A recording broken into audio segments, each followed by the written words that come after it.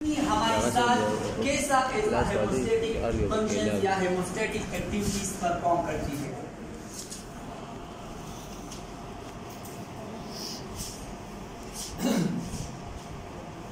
यहाँ पे मैं एक स्ट्रक्चर ड्रा कर रहा हूँ किडनी का।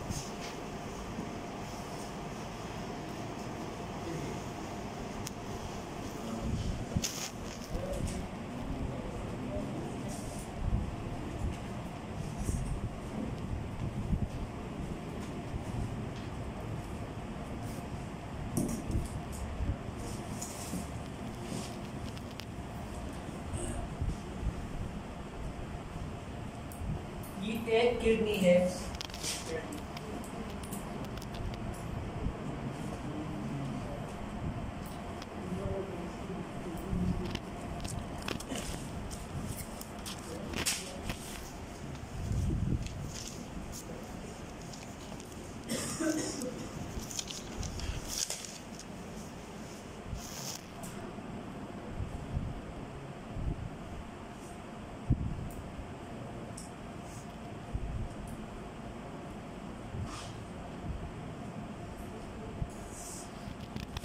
ये क्या चीज है?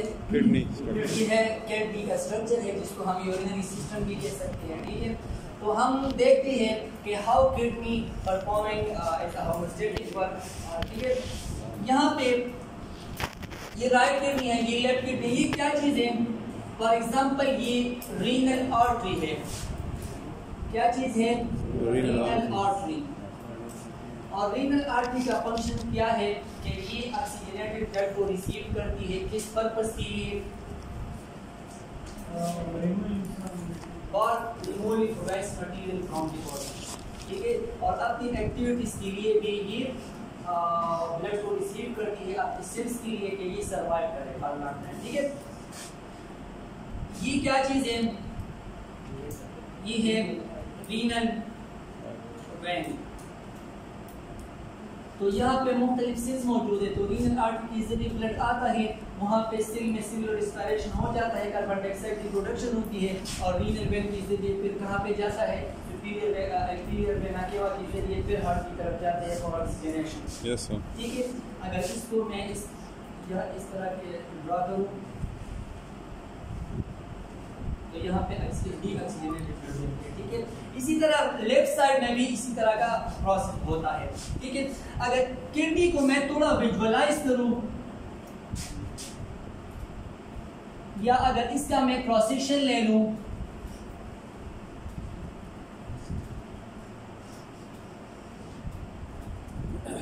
तो किडनी में हमारे साथ यहाँ पे क्या चीजें मौजूद होती है?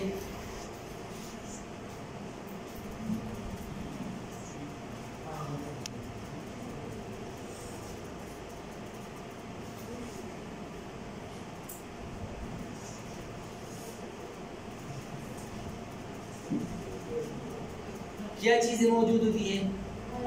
ये रीनल पेल्विस है। ठीक है, फिर इससे यूरेटर जाता है बाहर की तरफ। ठीक है, ये क्या चीज है? Renal pyramids.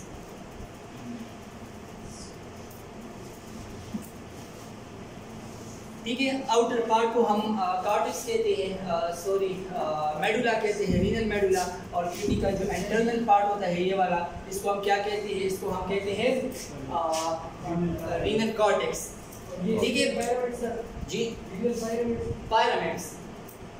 कौन लाइक स्ट्रक्चर देख सर? पायरामिड्स या पायरामिड्स। ठीक है, अगर इसको थोड़ा मैं और विजुअलाइज करूँ, इसकी डिटेल, पायरामिड्स की डिटेल या रीनल आर्टरी की डिटेल पे या रीनल पेल्विस की डिटेल पे, इस पे हम नहीं जाते हैं, ये हम रीनल सिस्टम में डिस्कस करेंगे।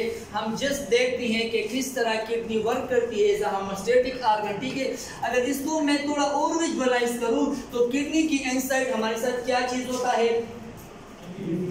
नेफ्रॉन्स होते हैं, जो कि बॉडी में हर पार्ट्स का एक फंक्शनल यूनिट होता है, जो कि फंक्शनल एक्टिविटीज परफॉर्म करती है, जिनको हम पेरेन्काइमल पार्ट्स भी कह सकते हैं। ठीक है, तो किडनी में जो पेरेन्काइमल पार्ट्स है या किडनी का जो फंक्शनल पार्ट है उसको हम कहते हैं क्या चीज? उसको हम कहते हैं नेफ्रॉन। और नेफ्रॉन का स्ट्रक्चर कैसा है?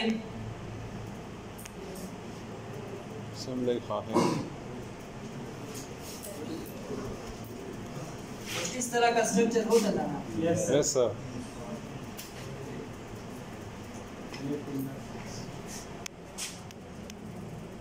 और लास्ट में फिर क्या चीज होता है?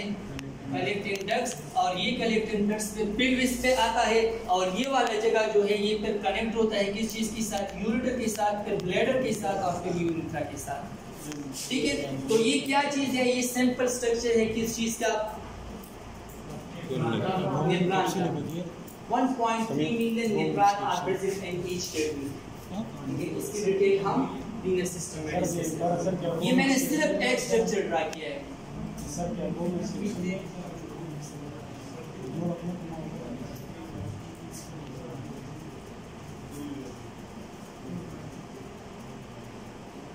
यहाँ पे क्या चीज आते हैं?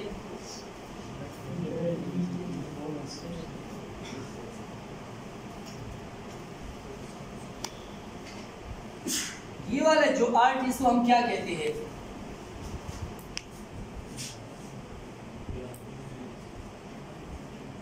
ये ग्लोमेरुलर कैपिलरी है। क्या चीज है? Glomerular capillary. और ये कौन सा पार्ट है? एक को हम कहते हैं एफरेंट आर्टरी, दूसरे को हम कहते हैं इफरेंट आर्टरी। तो जिस जगह पे ब्लड की एंट्रीज होती है नेफ्रॉन्स की तरफ तो उसको हम क्या कहेंगे? Efferent artery. और जब ब्लड की फिल्ट्रेशन हो जाती है और वेस्ट जो ब्लड मतलब क्लीन ब्लड होता है तो फिर जब बॉडी की तरफ जाता है तो कौन सी आर्टरी के जरिए फिर जाएगा? Efferent artery. तो एक है एफरेंट आर्टरी और दूसरा है इफरेंट आर्टरी। ठीक है, और यहाँ पे कैपिलरीज है, इसमें एक्सचेंज होता है। तो यहाँ पे जो ब्लड आता है क्या चीज? चलो इसकी फंक्शन आगे डिस्कस करें, पहले इसके पार्ट्स देखते हैं। ये कौन सा पार्ट है?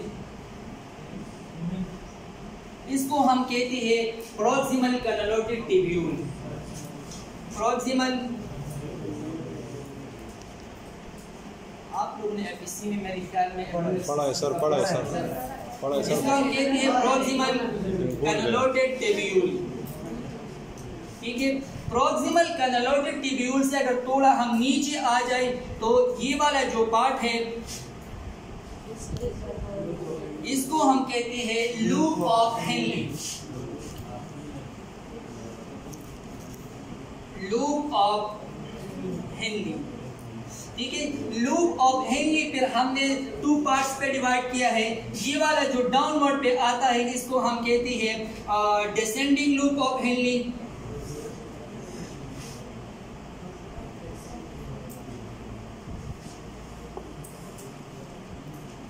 और ये वाला जो यहाँ तक इसको हम डिसेंडिंग कहते हैं यहाँ तक। और यहाँ से यहाँ जो ऊपर वाला पार्ट जाता है इसको हम कहते हैं असेंडिंग। ठीक है, डिसेंडिंग मीन डाउनवर्ड जो पार्ट होता है लूप ऑफ हेनली का, असेंडिंग मीन जो अपवर्ड पार्ट होता है। ठीक है, और यहाँ से लेके ये वाला जो पार्ट आता है इसको हम क्या कहते हैं? इसको हम कहते हैं डिस्टल कैनालोटिक ट्यूब्यूल्स। सिंपली मैं लिखता हूँ DCT, डिस्टल कैनालोटिक ट्यूब्यूल्स। ठीक है, और ये जो लास्ट वन पार्ट है इसको हम क्या कहते हैं? Collecting duct.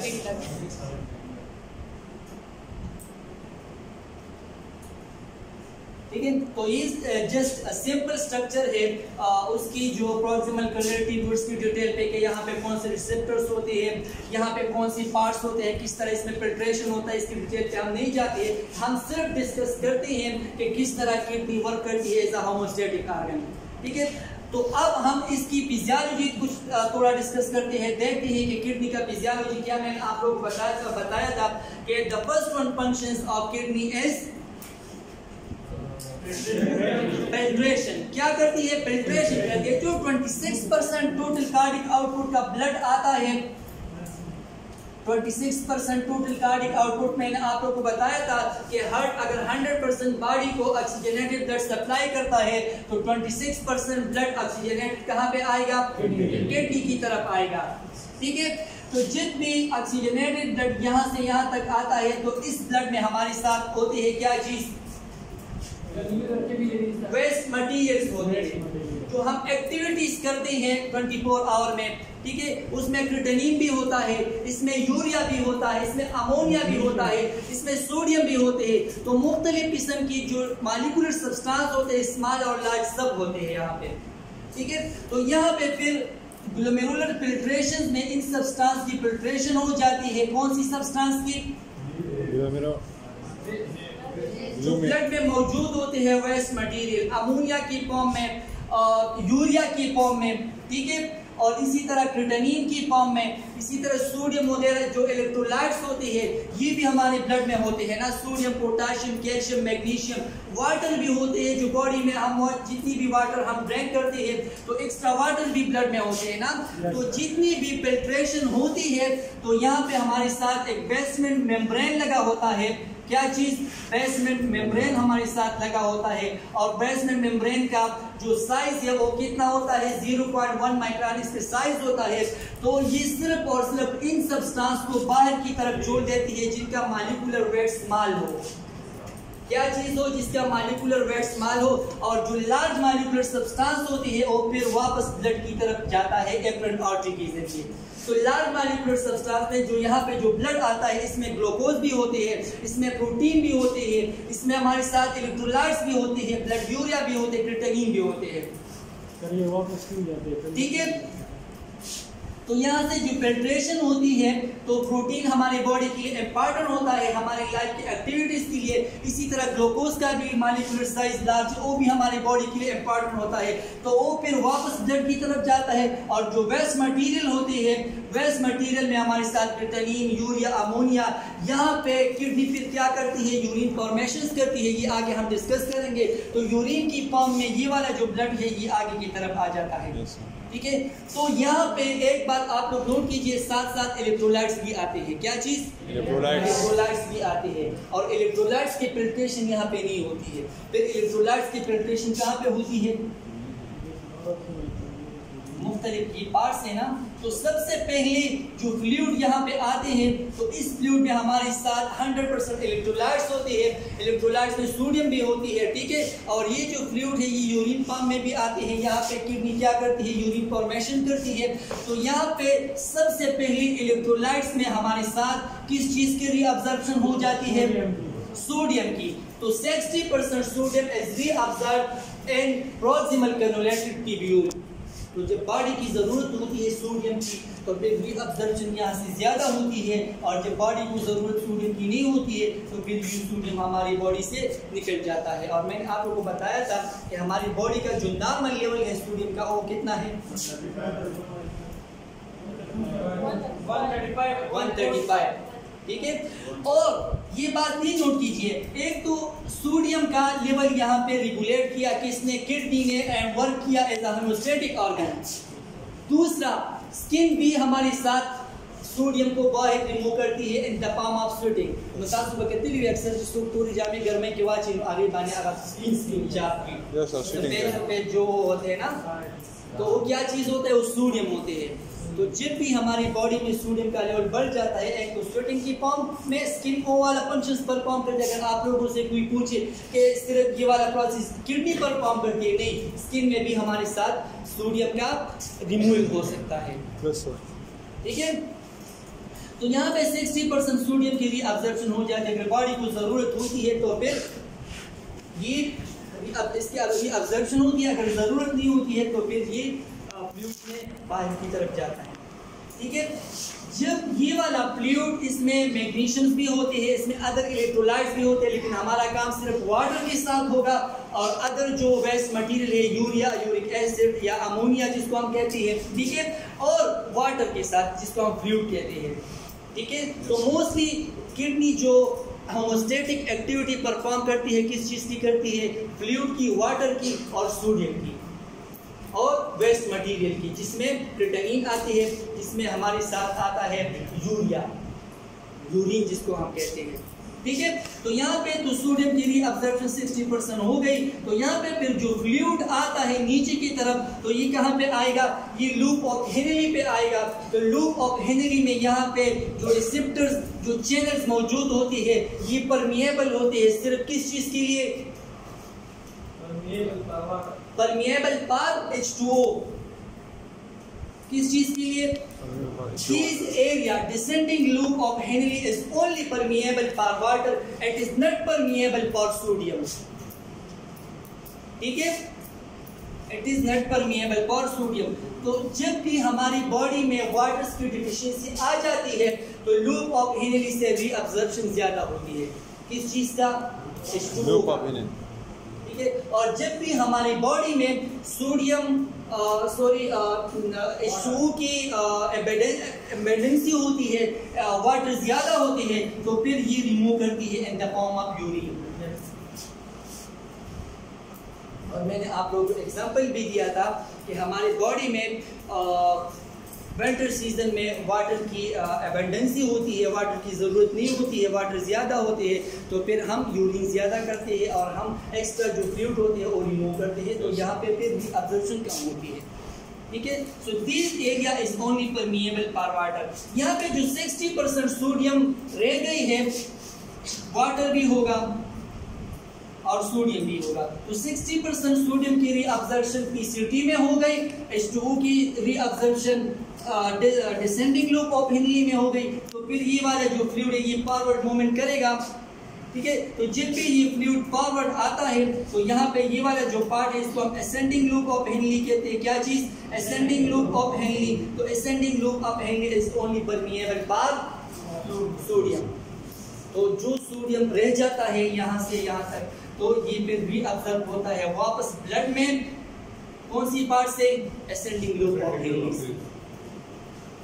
ठीक है, और जितनी भी चीजें मतलब जो वेस्ट मटेरियल, यहाँ पे हमारे साथ मैग्नीशियम कैल्शियम की भी रीअब्जॉर्प्शन होती है, इसी तरह फास्फोरस की भी होती है, लेकिन इसकी डिटेल हम रीनल सिस्टम में डिटेल से डिस्कस करेंगे कि किस तरह होता है। ठीक है, तो यहाँ पे जो फ्लूइड्स बाकी रह जाता है तो फिर ये फॉरवर्ड मूवमेंट करेगा। इसमें हमारे साथ यूरिया भी होता है। जब तक ये लास्ट पॉइंट पे पहुंच जाता है तो लास्ट में फिर इससे क्या चीज बन जाता है, यूरिन। और यूरिन की कंपोजिशन भी हम डिस्कस करेंगे कि यूरिन में क्या क्या चीजें होती है। ठीक है, और फिर ब्लैडर, यूरेटर पे उसकी एंट्रेंस होती है, यूरेटर से ब्लैडर और फिर ब्लैडर से यूरेथ्रा, और इसी तरह हमारी बॉडी का जो वेस्ट मटेरियल है यूरिन की फॉर्म में बाहर की तरफ जाता है। तो एक ये हमारी बॉडी का फ्लूइड लेवल कंट्रोल करता है, एक इलेक्ट्रोलाइट्स बैलेंसिंग करता है। क्लियर हो गई? ठीक है, तो ये हमारे साथ था कि किस तरह किडनी हमारी बॉडी का जो इलेक्ट्रोलाइट्स बैलेंसिंग है वो किस तरह परफॉर्म करती है। ब्लड प्रेशर भी हमारा जो ब्लड प्रेशर राइज होता है या बिलो होता है वो भी किडनी करती है। रीनिन एंजियोटेंसिन मैकेनिज्म इसको हम कहते हैं। वहाँ पे भी वेसोडाइलेशन कंट्रैक्शन का प्रोसेस होता है, वहाँ पे भी सोडियम की रीअब्जॉर्प्शन होती है या सोडियम की रिमूवल होती है। तो इसी तरीके से हमारा किडनी क्या करती है, हमारी बॉडी का ब्लड प्रेशर रेगुलेट करती है। तो आप लोगों ने शायद नोट किया होगा कि जिस बंदी का ब्लड प्रेशर प्रोलॉन्ग टाइम होता है और वो ब्लड प्रेशर को प्रॉपर तरीके से कंट्रोल नहीं करता है तो मोस्टली उसकी किडनी फेल होते हैं। और ऑल ओवर द वर्ल्ड जो किडनी फेलियर की जो काजेस होती है उसमें मेन 2 काजेस आते हैं। एक हमारे साथ है uncontrollable hypertension,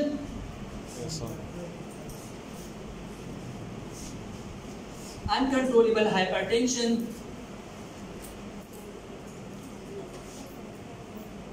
and second one क्या है, अनकंट्रोलेबल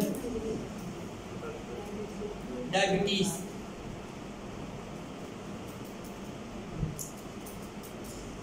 जिसका शुगर लेवल ज्यादा होता है। ठीक है, तो अगर ब्लड में शुगर का लेवल अपनी हद से बढ़ जाए तो फिर ये जो बेसमेंट मेम्ब्रेन है इसका जो साइज है 1.0 माइक्रोन है। ये मैंने आप लोगों को पहले से बता दिया कि ये लार्ज मॉलिक्यूलर सब्सटेंस को नहीं छोड़ते हैं कि बाहर बॉडी से बाहर की तरफ जाए। तो फिर जहाँ यहाँ पे अगर एबेंडेंसी आ जाए, यहाँ पे अगर ज्यादा हो जाए ग्लूकोज की लेवल, तो फिर ये ओवरलोड होती है किस चीज पे, बेसमेंट मेम्ब्रेन पे। तो फिर ये बेसमेंट मेम्ब्रेन को डिस्टर्ब करती है, बेसमेंट मेम्ब्रेन को खराब करती है। तो फिर यहाँ से जितनी भी लार्ज मॉलिक्यूलर सब्सटेंस होती है इसकी लीकेज स्टार्ट हो जाती है। और जब यहाँ से इसकी लीकेज स्टार्ट हो जाती है तो मोस्टली फिर हम इसके लिए क्या करते हैं,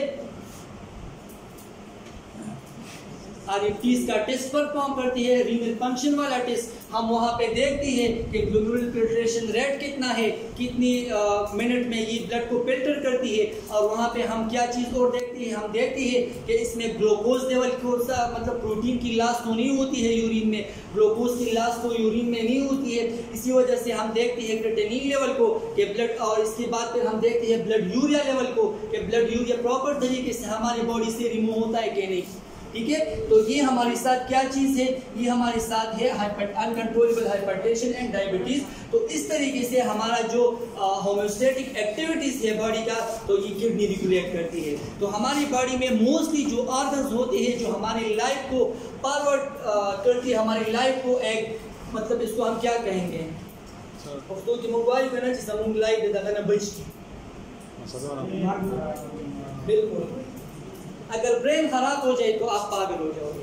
हाँ सर, अगर किडनी खराब हो जाए तो फिर आप कहाँ पे जाओगे, दूसरी दुनिया पे। Yes sir. ठीक है, या अगर स्किन प्रॉपर तरीके से काम नहीं करता हो तो फिर भी आपका लाइफ डिस्टर्ब हो जाता है। Yes sir.